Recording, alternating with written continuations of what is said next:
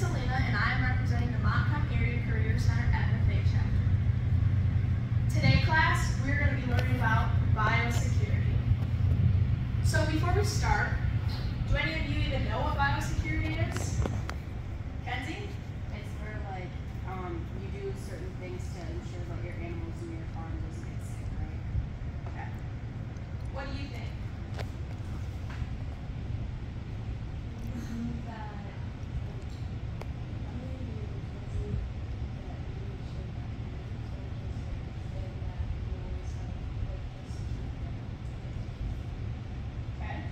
Callie, what do you think biosecurity is? I think it's like making sure your animals don't get sick on your farm. Okay. So biosecurity is the measures that are taken to stop the spread or introduction of harmful organisms to humans, you guys, animals, and then plant life. So there are 5 pillars to biosecurity. Number 1 is the inventory process. So this is to know what is on your farm or in your workplace and what is coming and going off of it. 2 is physical security. This is the protection of all building sites and equipment. 3, a personal reliability program to ensure the highest possible standards of individual reliability in your workplace. 4 is your transfer programs. This is to make sure you have a plan of action to make sure that your product is getting to where it needs to be safely and healthy. 5 is your information security process. This is a process and tools designed and employed to protect sensitive business information from modification, disruption, destruction, and inspection. I have a short video for you guys to watch to explain a little more about what biosecurity is. These still look like this. A jumbled mess packed back to back, and I would waste so much. What is biosecurity? Biosecurity is the act of protecting yourself, your animals, and therefore your livelihood from infectious diseases.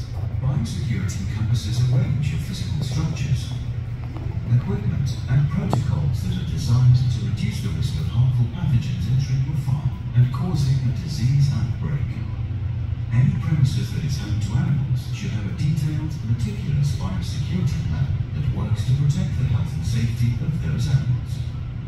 Whether they are pigs, chickens, turkeys, ducks, geese, or any other livestock, an effective biosecurity strategy looks at every possible point of entrance for disease and how it can reduce the likelihood of it entering your premises, including the cleaning and disinfection process for any vehicles, people, and equipment entering your premises, record keeping of site access for all people and vehicles, the maintenance of existing structures, including regular maintenance to cover any holes so unwanted visitors can't gain access to your animals, active pest control to reduce visitors such as rats, mice, and wild birds, staff training to make sure they understand, are prepared, and can act, limiting access to open water, reducing the potential for standing water in yards, and taking active steps to deter wild waterfowl, maintaining feed silos and feed delivery systems, preventing them from becoming contaminated, ensuring bedding is protected, fresh and clean,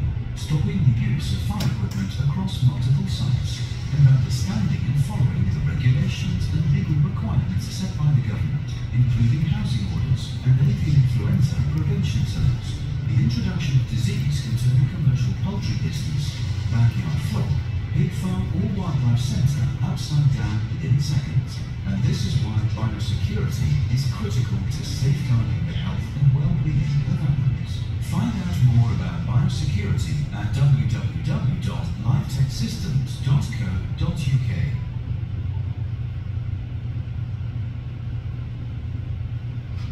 So today you're mainly going to be focusing on farm biosecurity. There are many different types of biosecurity. Biosecurity obviously isn't something that is just applied on farm. It is applied on most workplaces to keep everything, their people that work for them healthy. It could be the product that they're selling, but today we're mainly focusing on farm biosecurity. Okay, I'm going to pass out a piece of paper, and I'm going to want you to number it 1 and 2, okay? And then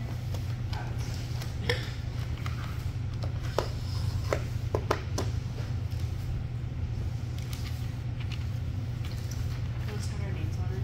yes, please.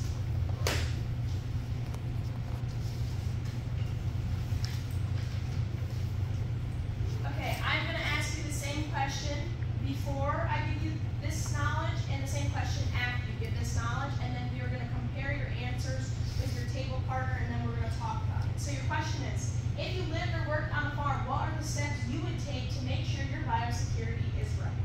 So I'm going to give you 30 seconds to kind of jot down what you think, what steps you would take. Then you can set your pencil down when you guys are done.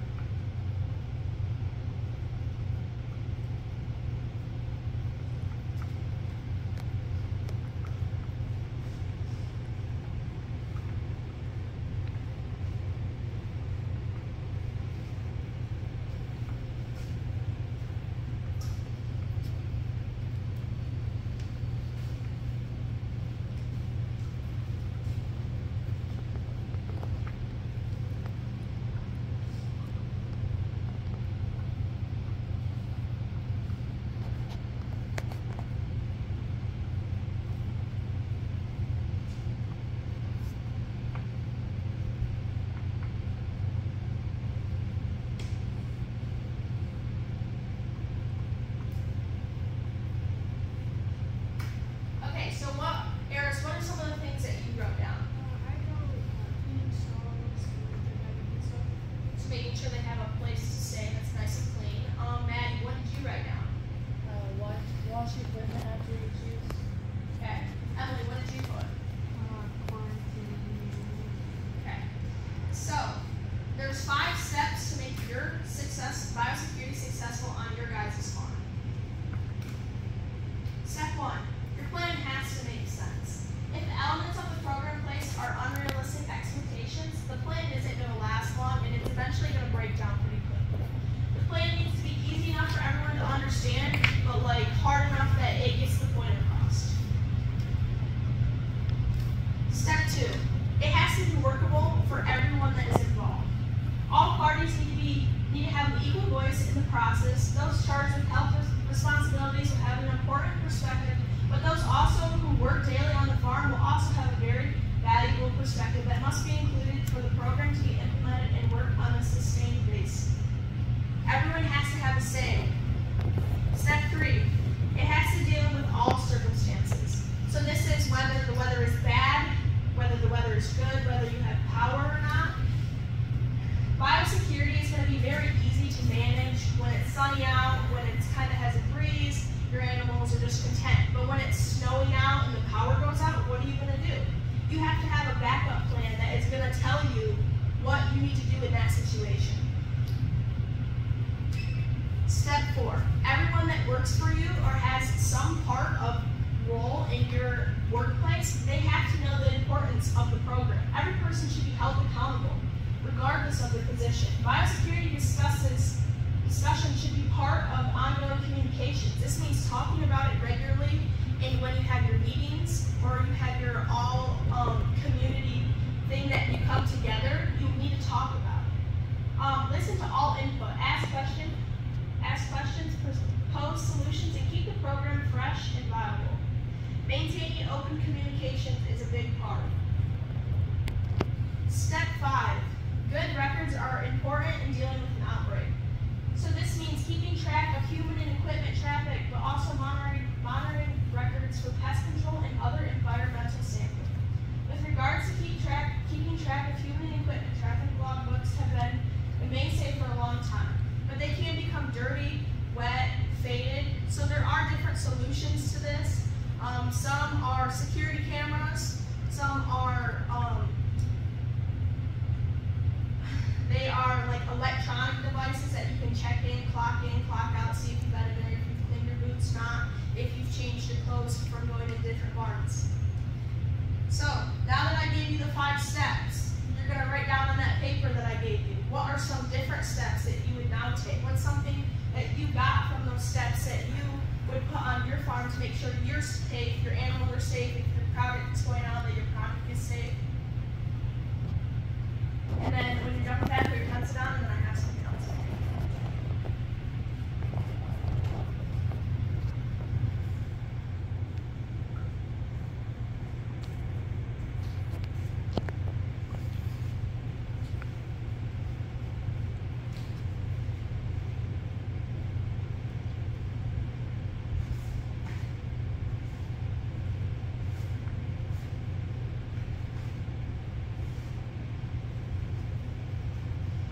As you can you a pair of gloves. When you're done, you can put the gloves on.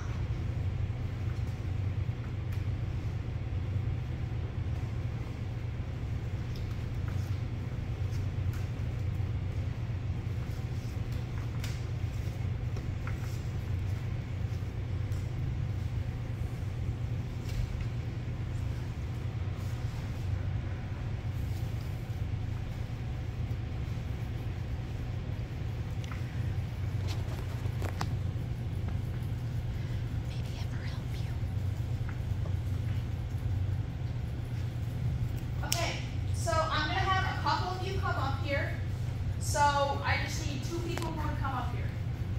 And then everyone's going to do it, but just so that they can get a visual of what they're supposed to be doing so you don't make a mess. Okay. Okay, so you see Eris has her gloves on. Say she just gave a shot to an infected pig that she had on her farm. Now she has this infectious liquid all over her hand. Can you rub it in? All over, on the front and the back. She has it all over her hands. Now how is she going to get these gloves off? Try to get them off.